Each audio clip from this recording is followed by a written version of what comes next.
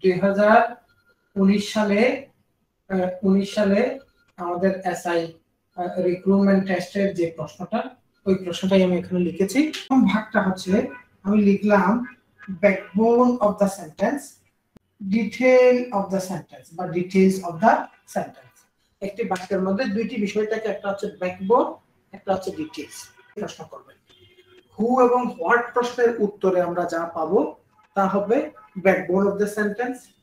তারপরে হচ্ছে এখানে আমি যদি প্রশ্ন করি whom, প্রশ্ন করা যায় why, প্রশ্ন করা যায় when, প্রশ্ন করা যায় where। এই এখান থেকে কোন একটা শব্দ দিয়ে যদি প্রশ্ন করেন, এখানে আমরা যা পাবো তা হবে ডিটেইল অফ দ্য সেন্টেন্স। এই দুটি শব্দ দিয়ে আমরা যা পাবো তা হবে backbone of the sentence. Backbone বলতে এই যে মনে করুন আমাদের যে হু আছে, হু দিয়ে প্রশ্ন করে হু উত্তরে আমরা যা পাবো তা হচ্ছে সাবজেক্ট, আর হোয়াট প্রশ্নের উত্তরে আমরা যা পাবো তা হবে ভার্ব। তাহলে একটা স্টেপ গেল। এটা ট্রান্সলেশন করার জন্য আমি জাস্ট দুইটি স্টেপে যে কোনো ধরনের ট্রান্সলেশন জাস্ট দুইটি স্টেপ ফলো করে আমরা যে কোনো ধরনের বাংলা বাক্যকে ইংরেজি করে ফেলবো। কোনো ধরনের গ্রামার দরকার নাই, কোনো ধরনের আর কোনো নিয়ম তোয়াক্কা করবার দরকার নাই। সাবজেক্ট, ভার্ব, অবজেক্ট, মডিফায়ার, তারপরে হচ্ছে টেন্স থেকে শুরু করে বিভিন্ন ইস্যুগুলো, এই ব্যাপারগুলো নিয়ে আপনাকে কোনো জটিলতায় পড়তে হবে না। বিশেষ করে অর্ডার অফ দ্য ওয়ার্ড নিয়ে ট্রান্সলেশন করবার সময় সবচেয়ে বেশি ডিফিকাল্টি ফেস করে একজন বাঙালি বা আমরা সবচেয়ে বেশি ডিফিকাল্টি ফেস করি অর্ডার অফ দ্য ওয়ার্ড, শব্দের ক্রমবিন্যাস। এই জায়গাগুলোতে আমি খুব ইজি একটা মেথড আমি আপনাকে ইন্ট্রোডিউস করাচ্ছি আজকে। এই জায়গাটাতে আমার প্রেজেন্টেশনের যে বিষয়, এখানে হচ্ছে একটা সেন্টেন্সটাকে আমরা দুই ভাগে ভাগ করব। একটা ভাগ হচ্ছে ব্যাকবোন অফ দ্য সেন্টেন্স, আর একটা ভাগ হচ্ছে detail of the sentence. Backbone কিভাবে পাবো? সেন্টেন্সকে হু দিয়ে প্রশ্ন করব, তাহলে আমরা সাবজেক্ট পাবো। সেন্টেন্সকে হোয়াট দিয়ে প্রশ্ন করলে আমরা ভার্ব পাবো। সাবজেক্ট এবং ভার্ব এই দুটো জিনিসকে আমরা বলবো ব্যাকবোন অফ দ্য সেন্টেন্স। এরপরে whom, why, when, where এই জিনিসগুলোকে আমরা কাজে লাগাতেও পারি, কম লাগালেও না লাগিয়েও আমরা খুব সহজে একটা ট্রান্সলেশন করতে পারবো।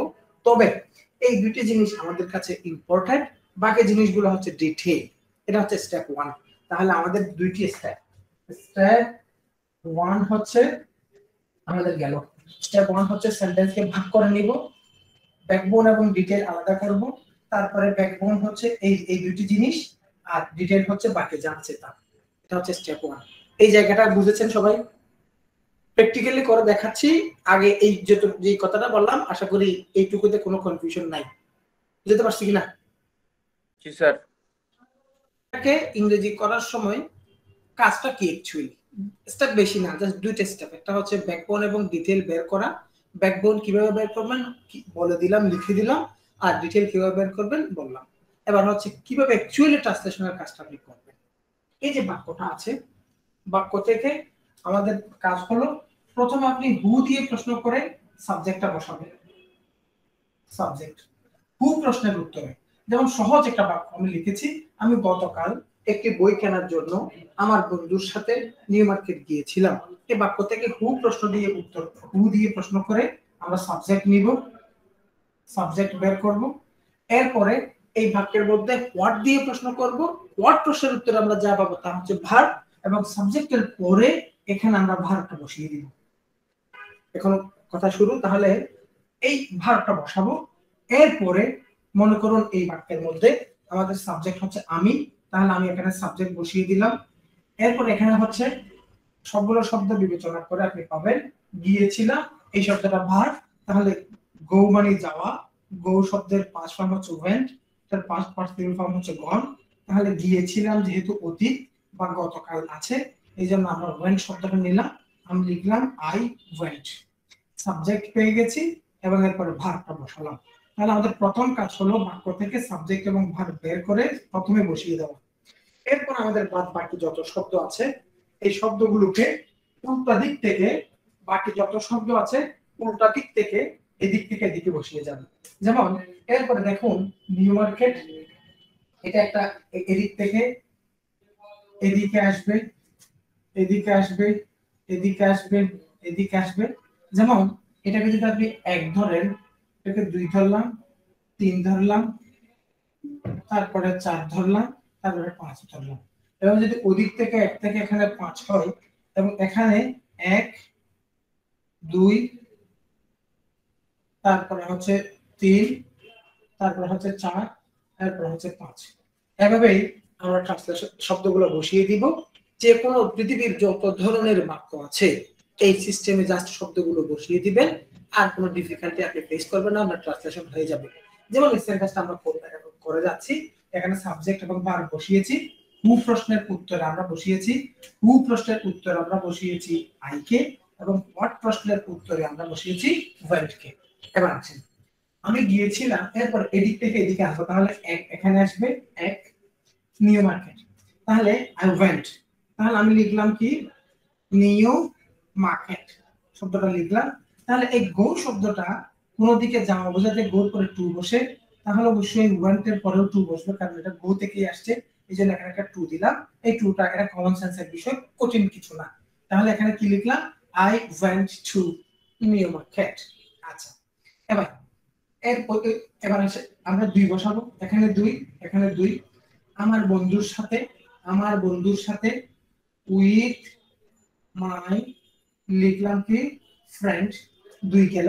এবার আসেন 3 হচ্ছে বই কেনার জন্য, তাহলে একটি বই কেনার জন্য, পুরো অংশটা মিলে আসলে একটা ইউনিট, একটি কথা একটাই, এই জন্য এখানে এটাকে 3 ধরলাম। তাহলে 3 এর পরিবর্তে আমরা এরপর আমরা 3 কে বসাবো। তাহলে 3 হচ্ছে কি একটি বই কেনার জন্য, ফর, এখন জন্য কেনার জন্য একটি বই, তাহলে দেখেন ফর, এরপর আমি লিখলাম বাই, এর সাথে আইএনজি দিলাম ফর বাই, কারণ প্রিপোজিশন পরে কাজটা আইএনজি বসবে। ফর বাই একটি বই, আ বুক, তাহলে এরপর আমাদের কাছে রইল 4 এখানে 4 বসাবো ই স্টার নেই। তাহলে সেন্টেন্সটা হয়ে গেল কি I went to new market with my friend for buying a book yesterday. আমাদের সেন্টেন্স শেষ। এবার বুঝছেন কিনা বলেন? আমি একটা উদাহরণ দেখালাম, এরকম আরো কয়েকটা উদাহরণ দেখাতে হবে, তারপর আপনার পুরো সিস্টেমটাকে আপনার মাথায় একেবারে সেট হয়ে যাবে। বলা যায় এই 2019 সালের যে প্রশ্নটা, এই প্রশ্নটা আমরা সলভ করি। আশা করি দেখা যাচ্ছে। প্রথম সেন্টেন্সটা হচ্ছে সরকারের একটি বাড়ি একটি খামার প্রকল্প থেকে মাত্র 5,000 টাকা ঋণ নিয়েছিল আলিয়া বেগম। এটা হচ্ছে আমাদের প্রথম সেন্টেন্স। এই বাক্যের মধ্যে আমাদের কাছে প্রথম কাজ কি হু দিয়ে প্রশ্ন করা এবং হোয়াট দিয়ে প্রশ্ন করা। তাহলে হু প্রশ্নের উত্তরে আমরা কি পাবো? আওয়াজ চাই। আলিয়া বেগম। আচ্ছা, তাহলে আলিয়া বেগম। আচ্ছা, এবার এই বাক্যের মধ্যে তাহলে আমরা পেয়ে গেছি হু প্রশ্নের উত্তরে হু হচ্ছে আলিয়া। আচ্ছা, এরপর হচ্ছে সে কি করেছিল, হোয়াট টাকা ঋণ কি আওয়াজ দেন, বলেন হোয়াট প্রশ্নের উত্তরে কি বসাবেন? 5,000 টাকা ঋণ নিয়েছিল। একটিবারে একটি খামার। একটিবারে একটি খামার নিয়েছিল নাকি ঋণ নিয়েছিল? কাজ ভার্বটা বলবেন। ঋণ নিয়েছিল। ঋণ নিয়েছিল, তাহলে নিয়েছিল নেওয়া, এই নেওয়াটাকে আমরা ভার্ব হিসেবে নিব, ঠিক আছে? আচ্ছা, তাহলে আলিয়া বেগম দিয়েছিল যেহেতু লিখলাম টুক, এই যে টেক টুক অথবা টেকেন, এই টেক থেকে আলিয়া বেগম টুক। আমরা তাহলে আমরা পেয়ে গেছি হু এবং আমরা পেয়ে গেছি হোয়াট। হু এবং হোয়াট শেষ। এরপরে বাকি যা শব্দ আছে উল্টো দিক থেকে এদিকে লিখবো। তাহলে আমরা এখানে হোয়াট পেয়েছি, তাহলে আমাদের এই জায়গাটা নিয়ে আমরা বসিয়ে ফেললাম। এবার দেখেন ঋণ, তারপরে টাকা 5,000 টাকা, মাত্র 5,000 টাকা একটা ইউনিট, তাহলে থেকে এখানে একটা প্রিপোজিশন পাচ্ছি, খামার থেকে একটি বাড়ি একটি খামার থেকে, হ্যাঁ সরকারের এখানে একটা প্রিপোজিশন আছে র, এটা একটা প্রিপোজিশন। অর্থাৎ আপনাদের কাছে কতগুলো বিভক্তি আছে না, কে রে থেকে, বিভক্তিগুলো ছিলেন তো বাংলায়, কারকের পড়ার সময় বিভক্তি কে রে থেকে হতে, এই সমস্ত কে রে থেকে হতে, এই সমস্ত বিভক্তিগুলো ইংরেজিতে কিন্তু প্রিপোজিশন। ইংরেজিতে কিন্তু এরা প্রেপোজিশন হিসেবে আসবে। সুতরাং এই অনুবাদ করার সময় এই ব্যাপারটা ইম্পর্টেন্ট ব্যাপার। তাহলে এখানে আসেন, তাহলে এটা যদি 1 হয় তাহলে এটা হবে 2, এটা হবে 3। তাহলে দেখেন এই এদিক থেকে আমরা ঋণ নিয়েছিল, হ্যাঁ, তারপরে হচ্ছে মাত্র 5,000 টাকা ঋণ, হ্যাঁ, তারপরে হচ্ছে থেকে থেকে এখানে এইটুকু পর্যন্ত পুরোটাকে মিলে একটা ইউনিট ধরলাম, এরপরে এখানে তাহলে দেখেন ঋণ টু লোন, আচ্ছা 5,000 টাকা, হ্যাঁ, তাহলে টাকা 5,000 লিখে দিলাম, হ্যাঁ। তাহলে এখন মাত্র একটা শব্দ আছে না, তাহলে লোন অনলি টাকা 5,000। এখন 5,000 কি স্যার আমরা অঙ্কে লিখবো না কথায় লিখবো? কথায় লিখতে পারেন, যেহেতু এখানে কথায় লেখা আছে। যদি অঙ্কে থাকতো তাহলে অঙ্কে লিখতেন। আচ্ছা, তাহলে গেল। এবার থেকে থেকে শব্দটার জন্য ইংরেজি করলাম কি ফ্রম, লিখলাম একটি বাড়ি একটি খামার প্রকল্প। তাহলে দেখেন প্রকল্প, হ্যাঁ, তাহলে আমি লিখলাম কি একটি বাড়ি একটি খামার। তাহলে প্রকল্প ইংরেজি কি প্রজেক্ট। তাহলে এবার খেয়াল করেন একটি বাড়ি একটি খামার এই কথাটার অনুবাদ কি হবে? যদি আপনি অনুবাদ করে দেন নাম্বারই কাটা যাবে, কারণ কোন নামের কোনো অনুবাদ করা যাবে না। এই প্রকল্পের নামই হচ্ছে একটি বাড়ি একটি খামার। তাহলে একটি বাড়ি একটি খামার এই কথাটা প্রজেক্ট কথাটা লিখলাম। গভর্নমেন্টের তাহলে র একটা প্রিপোজিশন আছে, তাহলে আমি লিখলাম কি অফ গভর্নমেন্ট। তাহলে প্রথম সেন্টেন্সের অনুবাদ কি দাঁড়ালো? Alia Begum took loan only টাকা 5,000 from একটি বাড়ি একটি খামার প্রজেক্ট অফ গভর্নমেন্ট। বুঝতে পারছি? তাহলে এখানে 5,000 টাকা ঋণ, হ্যাঁ, এখানেও একটা শূন্য বিভক্তি আছে, তাহলে লোন অফ এখানে একটা প্রিপোজিশন দিতে পারে। কোনো কারণে যদি আপনি স্কিপ করে যান কোনো সমস্যা নেই। তাহলে আমরা একটা লাইন করলাম। এই লাইনটা নিয়ে কোনো কনফিউশন আছে কারো? বুঝছেন কিনা? লোনের পরে কি প্রিপোজিশন বসবে স্যার? জি, লোনের পরে কি প্রিপোজিশন বসবে?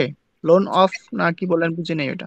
হ্যাঁ হ্যাঁ, লোন এখানে দেখেন এই 5 মানে টাকা, এই দেখেন টাকা এখানে একটা র কিন্তু ছিল 5,000 টাকার ঋণ, হ্যাঁ, এই টাইপের একটা বিষয় আছে। যদি রটা থাকে তাহলে অফ দিব, এখানে যদি র দেয় নাই তাহলে টুক লোন অনলি এটা এবং বসাই দিবেন, কোনো প্রিপোজিশন দিবেন না। এই জন্য আমি মূল জায়গায় লিখে নেই, মানে এটাই sentence, this is the final sentence. Guide বইয়ে কি আছে এগুলো দেখার দরকার নেই, গাইড বই এত কোয়ালিটি সম্পন্ন অনুবাদ নাই। আমি যেটা বলছি ওটাই মানে আপনি খেয়াল করবেন। Alia Begum took loan only, এটা যে কমন আসবে তা না, কিন্তু এই টাইপের আসলে যেন পারে। দ্বিতীয় সেন্টেন্সে যাচ্ছি, দ্বিতীয় সেন্টেন্সটা দেখা যাবে। দ্বিতীয় সেন্টেন্স হচ্ছে তারপর সেই অর্থে একটি ছাগল এরপর একটি গরু ক্রয় করেন। এই হচ্ছে বাক্য।